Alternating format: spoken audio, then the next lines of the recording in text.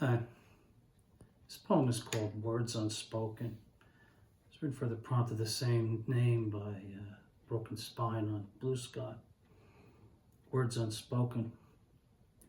By the time I was young, he was done with words, unless they were written into books my mom and I bought for a nickel or a dime apiece by the bagful at public library sales.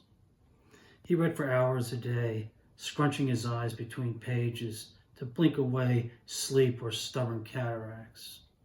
I followed him like the puppy I never had. Learning words can be superfluous. Down in the damp basement, when he grabbed his scissors and whetstone, I didn't need words to know I was getting a haircut. And he didn't need to tell me to clamber up the rickety chair on which he flung a milk crate or two to raise me up. I didn't need words on the dirt floor of the detached garage as he dug out an old scrub brush and a second-hand softball he had scrounged in the abandoned schoolyard next door, to know he was going to toss me pitches, which made me a great junk ball hitter and really good at going up the middle, because his knees didn't work then much better than mine do now. And it slowed things down if we had to chase the ball. And he didn't need words to light a cigar in the mudroom off the kitchen, with the Yankee game on the transistor radio turned as high as it could go. That Huckleberry Phil Rizzuto interrupting Bill White and Frank Messer, with stories of Yogi and DiMaggio, plans he had for dinner, or birthday greetings to every Italian American in the tri-state area before sneaking out to beat the traffic home. So yeah, this is the time, when I was young, around 1970 or so, and you hang out with my grandfather. It's all true. He didn't speak very much. By then, I was the youngest child of the youngest child. So, he was older by the time I started hanging around there. But, my mother would go to visit with my grandmother, and I'd spend time with my grandfather, and we'd do fun stuff. But you never knew how much he could hear or not. I mean, he used hearing impairment sometimes as a way just to be to himself. He loved to read.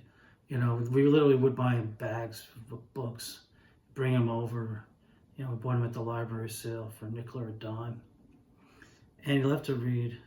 But he would do this thing like his eyes like this, because I don't know if he had cataracts or he had some other tick or something. He'd read and he'd sleep and he'd get up. And then we'd go down the basement and hang out. He'd be getting things out. I did get haircuts down there. He'd prop me up on a old chair and throw a milk crate on it. I'd reach high enough. And then he didn't have a baseball bat, but one time we did find, and he lived next to the old supportive education building in East Brunswick, and they had a parking lot there, and kids would play, and so he did find an old softball one time, and he got a wooden scrub brush out of the garage, and he said, he probably didn't say it, but he just handed it to me like, I knew it was used as a baseball bat, and he pitched it softball to me. And, but yeah, of course I tried to hit it right to him because he didn't run very well, and if I hit it past him, I'd have to run and get it back myself. But it was a lot of fun, And then we listened to the Yankee games a lot. He was relegated to the mudroom in the front of the house if he wasn't outside, to smoke a cigar, and he would listen to the radio, cranked up as loud as he could make it.